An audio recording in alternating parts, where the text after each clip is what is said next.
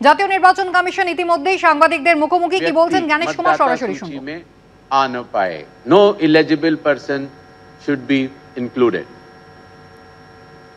अभी हाल में ही जो 28 फरवरी को वेस्ट बंगाल की फाइनल इलेक्टोरल रोल निकली है, उसमें कुल मिलाकर 7 करोड़ 8 लाख नाम हैं, और जिसमें कि अंडर एडजुडिकेशन वाले अगर हटाए जाते हैं तो 6 करोड़ 44,52,609 मतदाताओं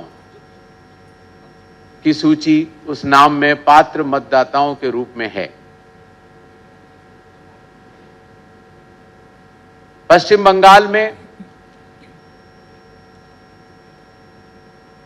80,000 से भी अधिक पोलिंग स्टेशंस हैं, जिसमें से कि अधिकांश 61,000 रूरल एरियाज में हैं।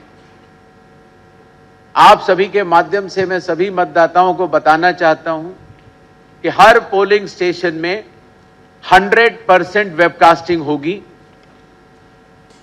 जिसकी की सूक्ष्म निगरानी चुनाव आयोग के कर्मी करेंगे।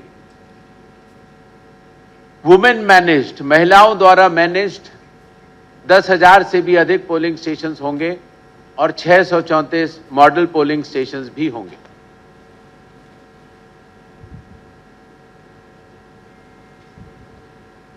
थर्ड जेंडर के साथ साथ वेस्ट बंगाल में लगभग 3,78,000 के आसपास 85 ईयर्स 85 वर्ष से ज्यादा उम्र के हमारे मतदाता हैं, जिनको ये सुविधा रहेगी कि वो होम वोटिंग फैसिलिटी की व्यवस्था का उपयोग कर सकते हैं। 100 वर्ष से ज्यादा भी वेस्ट बंगाल में 6,000 से भी अधिक हमारे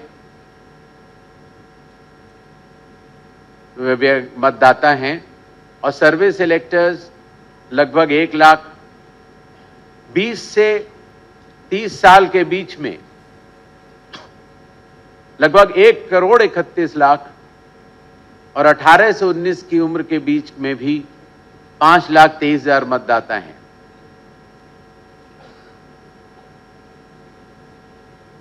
The inclusive nature of elections to be conducted by Election Commission of India in West Bengal will focus on the youth.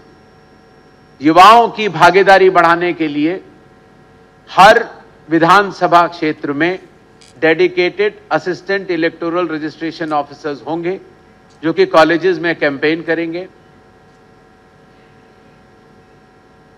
Next. और हमारे बुजुर्ग और सम्मानित और दिव्यांग मतदाताओं के लिए वोटिंग की सुगमता बनाए रखने के लिए चुनाव आयोग हर पोलिंग स्टेशन को ग्राउंड फ्लोर पर बनाएगा। प्रॉपर रैंप्स विद ग्रेडियंट्स होंगे, व्हील चेयर्स की व्यवस्था होगी। व्हील चेयर्स को चलाने के लिए वॉलंटियर्स होंगे, और अगर कई बार किसी एक बिल्डिंग में एक से ज्यादा पोलिंग स्टेशंस हों तो कौन से पोलिंग स्टेशन में जाना है उसकी गाइडेंस देने के लिए भी वॉलंटियर्स होंगे। सक्षम मॉड्यूल के तहत जो हमारे दिव्यांग भाई बहन हैं उनको प्रायोरिटी इन वोटिंग भी रहेगी, और जो हमारे 85 ईयर्स से ज्यादा उम्र के मतदाता हैं उनके लिए ऑप्शनल होम वोटिंग की फैसिलिटी भी होगी। हर पोलिंग स्टेशन पर पीने के पानी की व्यवस्था होगी। Toilets, signages, ramps, wheelchairs, help desk, voter facilitation centres, sufficient light और शेड भी होगा।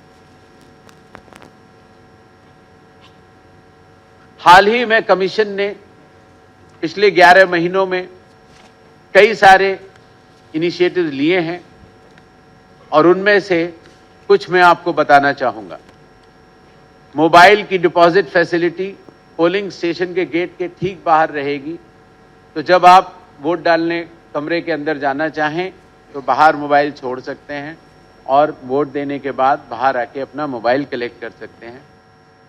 ईवीएम पर कैंडिडेट्स की कलर फोटो होगी, जिससे कि आपको अपने कैंडिडेट्स को चुनने में कोई भी दुविधा न हो। वोटिंग सुगम बनाने के लिए किसी भी पोलिंग स्टेशन पे भीड़ न हो, इसलिए किसी भी पोलिंग स्टेशन पे 1200 से अधिक मतदाता नहीं होंगे और कैंडिडेट बूथ्स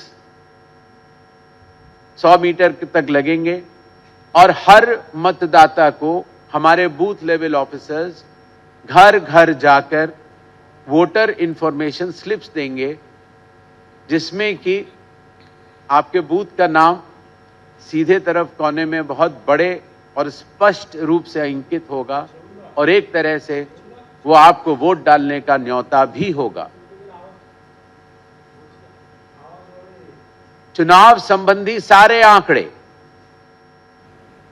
ईसीआई नेट, जो कि मोबाइल पर एक ऐप है, उसको डाउनलोड किया जा सकता है और सारे आंकड़े आपको इस पर मिलेंगे।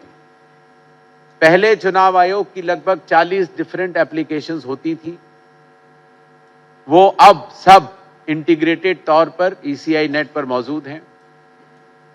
हर पोलिंग स्टेशन पर, जैसे मैंने कहा, ट्रांसपेरेंसी के लिए और एफिशिएंट मैनेजमेंट के लिए 100% वेबकास्टिंग होगी और वोटिंग परसेंटेज हर 2 घंटे पर प्रिसाइडिंग ऑफिसर्स हर पोलिंग स्टेशन से इसी ईसीआई नेट के ऐप के जरिए से भरते चलेंगे, जिससे कि सभी को यह पता रहे कि कितनी पोलिंग परसेंटेज चल रही है।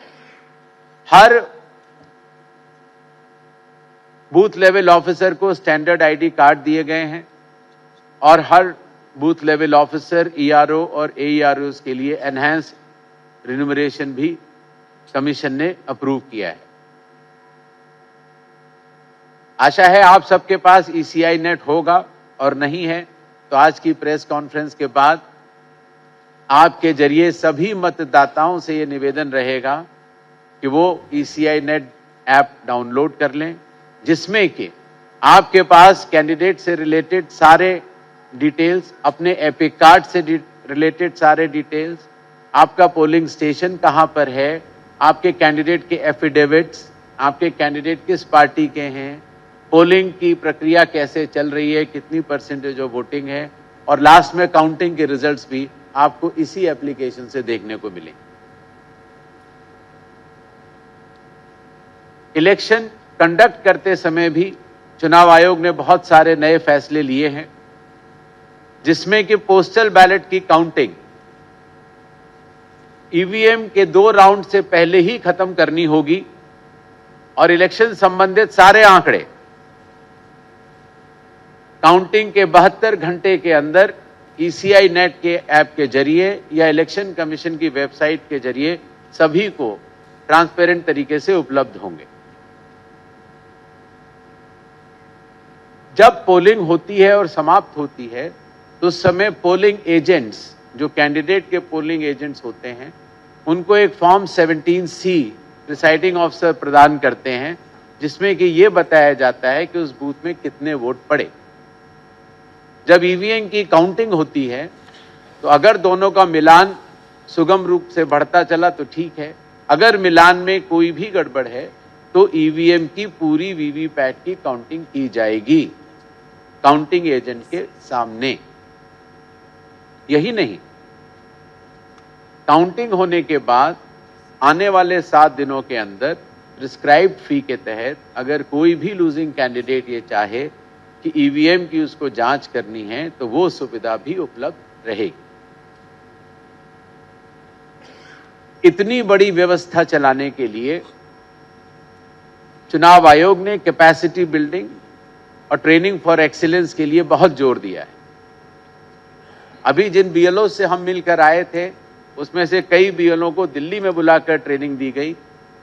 पॉलिटिकल पार्टीज के बूथ लेवल एजेंट्स को भी ट्रेनिंग दी जाती है। कलेक्टर्स, एसडीएम्स, ईआरओज, पुलिस ऑफिशियल्स, सबको एक बार नहीं कई बार ट्रेनिंग दी गई, क्योंकि इतनी बड़ी व्यवस्था में चुनाव सुव्यवस्थित और ट्रांसपेरेंट तरीके से हो। पॉलिटिकल पार्टी से भी कमीशन ने काफी प्रोएक्टिव तरीके से एंगेजमेंट किया है। पिछले 12 महीनों के अंदर एसडीएम लेवल से लेकर निर्वाचन सदन दिल्ली तक ऑल पार्टी मीटिंग्स सारे एसडीएम्स ने की, कलेक्टर्स ने की, चीफ इलेक्टोरल ऑफिसर्स ने की। इन 4719 मीटिंग्स में लगभग 28,000 से भी ज्यादा राजनीतिक दलों के प्रतिनिधियों ने भाग लिया। यही नहीं, चुनाव आयोग ने भी सभी नेशनल और स्टेट पॉलिटिकल पार्टीज को एक एक करके न्योता दिया और उनके साथ संवाद किया। भारतीय चुनावी व्यवस्था के व्याप को देखते हुए, पारदर्शिता को देखते हुए आज चुनाव आयोग को बहुत गर्व की अनुभूति है कि विश्व के सबसे बड़े 36 देशों के अध्यक्ष के रूप में भारत का चुनाव आयोग आज जाना जाता है। और India, which is not only the largest democracy of the world, is also considered as the mother of all democracies. हाल ही में चुनाव आयोग ने इंटरनेशनल कॉन्फ्रेंस की जिसमें 70 से भी अधिक देशों ने भाग लिया और ये उसकी फोटोग्राफ है। विगत 2 दिनों में 9 और 10 मार्च को चुनाव आयोग ने बहुत सारी मीटिंग्स की। उसका आधारभूत तथ्य है, elections are held as per constitution, law and ECI instructions. चुनाव आयोग से संबंधित सभी कर्मचारियों को, डीएम्स को, एसपीज को, DIGs, IGs, law and order enforcing agencies, लगभग 24 जो और इन्फोर्समेंट एजेंसीज होती हैं, state government, chief secretary, DGP और सभी सचिवों को ये सख्त निर्देश दिए गए हैं कि enforce rule of law strictly without fear और फेवर। मतदाताओं के लिए पोलिंग एक फेस्टिवल के रूप में रहे और पोलिंग स्टेशन पर उनके स्वागत की उनको फीलिंग आए, इसके लिए भी सारे निर्देश दिए गए हैं। और ट्रेनिंग भी सभी शीर्ष अधिकारी निचले स्तर तक पूर्ण रूप से देंगे। अफसरों को यह भी निर्देश दिए गए हैं कि रूल्स के अनुसार conduct of government employees, whether serving or retired, whether state public sector undertakings, corporations, bodies, autonomous bodies, absolute non-partisan conduct of officers is mandatory. Political activities में किसी भी राजनीतिक दल या किसी भी कैंडिडेट के लिए वो लोग काम नहीं करेंगे। सभी इन्फोर्समेंट एजेंसीज को ये निर्देश दिए गए हैं कि they will work with absolute impartiality and rule of law must be enforced. Neither cash, nor liquor, nor narcotics, nor contraband, ये कोई भी चीज चुनावों के दौरान वेस्ट बंगाल में गैर कानूनी तरीके से नहीं होनी चाहिए। डिस्ट्रिक्ट कलेक्टर्स को, कमिश्नर ऑफ पुलिस और एसपीज को ये सख्त निर्देश दिए गए हैं कि they will act with complete partiality, they will keep voters comfort and arrangements at all polling stations in mind. The Q management अच्छी तरह से होना चाहिए, बैठने की बेंचेस होनी चाहिए, ऑप्शनल होम वोटिंग फैसिलिटी हमारे 85 ईयर्स से ज्यादा की उम्र के बुजुर्ग मतदाताओं के लिए भी और दिव्यांग भाई बहनों के लिए भी होनी चाहिए। जो भारत के विभिन्न राज्यों से आने वाले सेंट्रल ऑब्जर्वर्स, उनके डिटेल्स, उनके फोन नंबर सारे जनता को बताए जाने चाहिए, जिससे कि कोई भी राजनीतिक दल अगर कोई भी शिकायत करना चाहे तो वो कर सकता है। और सोशल मीडिया पर होने वाली कोई भी फेक न्यूज के ऊपर सख्त से सख्त और त्वरित से त्वरित कार्रवाई की जानी चाहिए। धन्यवाद। एबीपी आनंद एगिए थाके एगिए राखे।